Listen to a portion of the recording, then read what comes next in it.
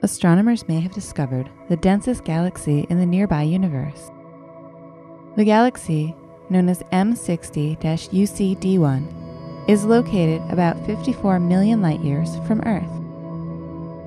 M60-UCD1 is packed with an extraordinary number of stars, and this has led scientists to classify it as an ultra-compact dwarf galaxy.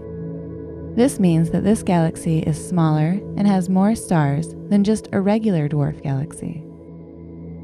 While astronomers already knew this, it wasn't until these latest results from Chandra, Hubble, and telescopes on the ground that they knew just how dense this galaxy truly is.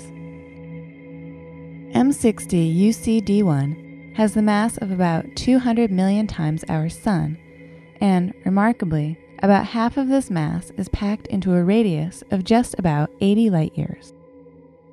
That translates into the density of stars in this part of M60-UCD1 being about 15,000 times greater than what's found in Earth's neighborhood in the Milky Way.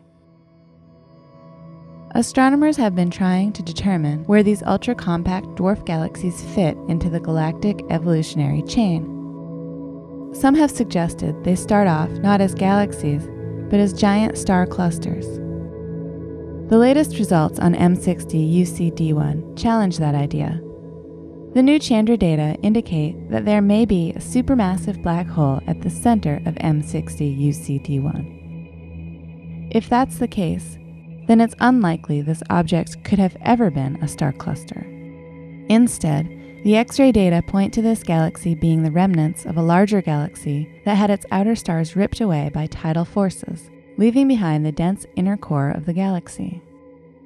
Other information about M60-UCD1, including its large mass, point to the same conclusion. Regardless, this galaxy is a fascinating object that astronomers will be studying for a long time to come.